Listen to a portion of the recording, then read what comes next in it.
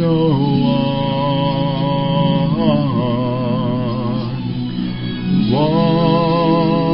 Once more you open the door, and you're here in my heart, and my heart will go on and on.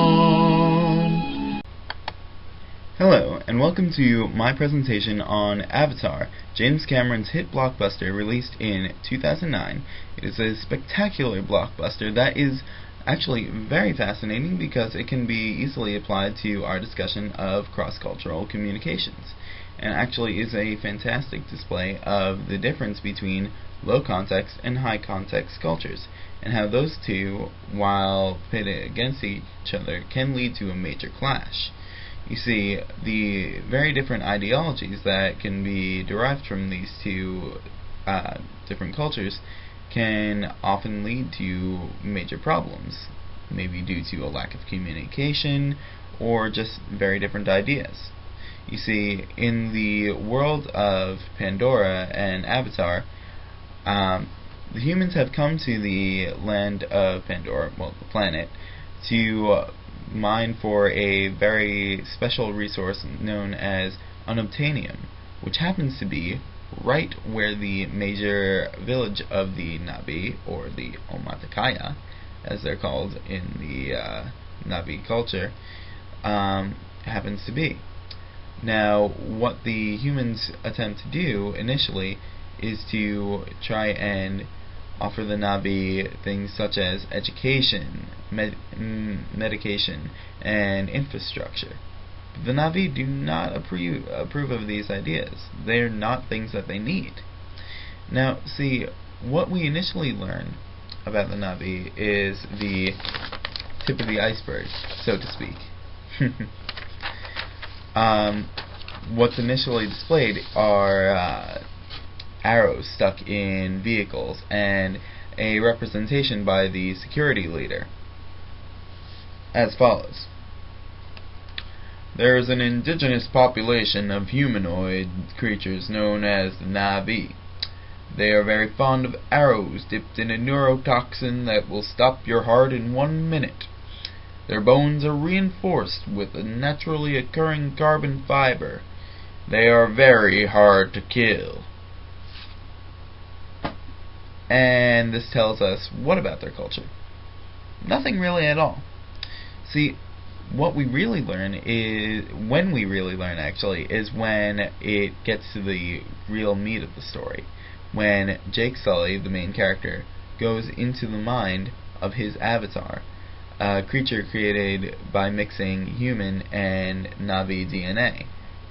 Now, what he ends up doing is, like, through a series of unfortunate events, he happens to be lost in the woods.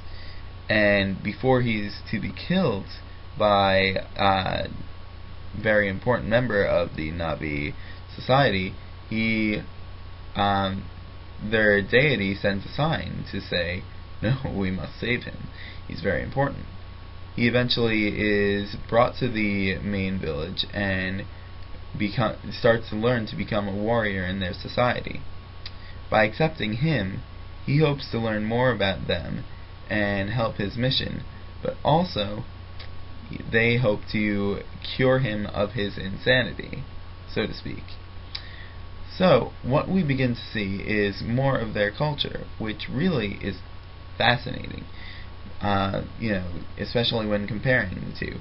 You see, the American culture, or, well, human culture, which seems very American-esque, centers around, individualism, so every character has a different outfit, something to set them aside. Even the avatars for the humans are dressed differently than anyone that you would find. Meanwhile, the Na'vi all have essentially the same outfits, loincloths and things that would normally have people refer to them as savages, which happens a lot actually in this when dealing with the corporate big heads who use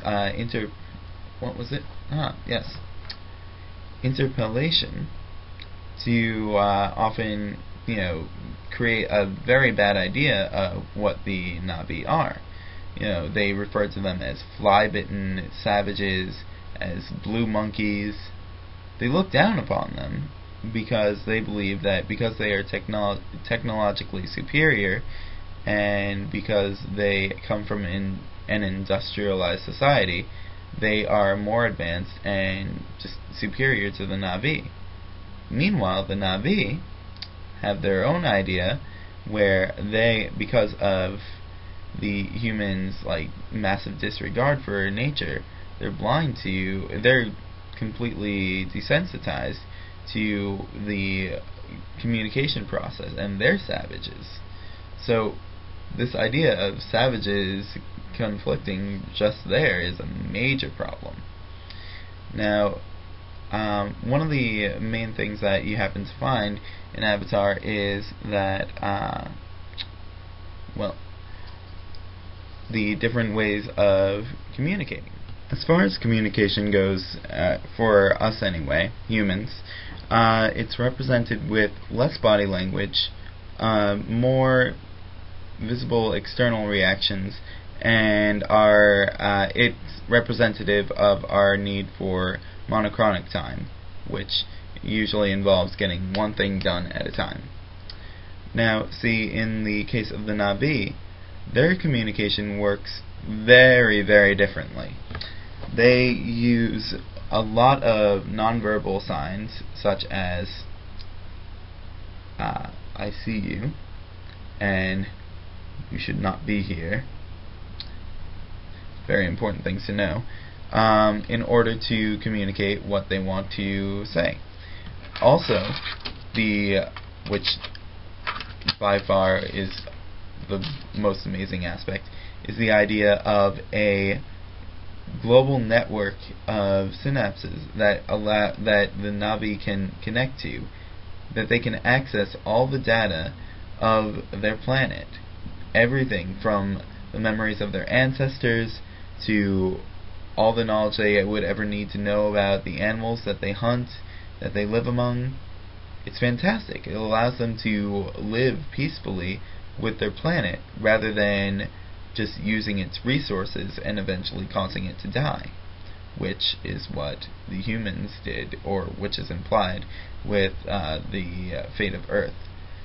I believe I'm almost out of time, or I am out of time, but I would like to just point out that I did like the Na'vi. They reminded me a lot of our Awakan culture, and I would personally love if I could explore this idea more, but I've got to sign off for now, so I hope you enjoyed my presentation, and I'll see you later today.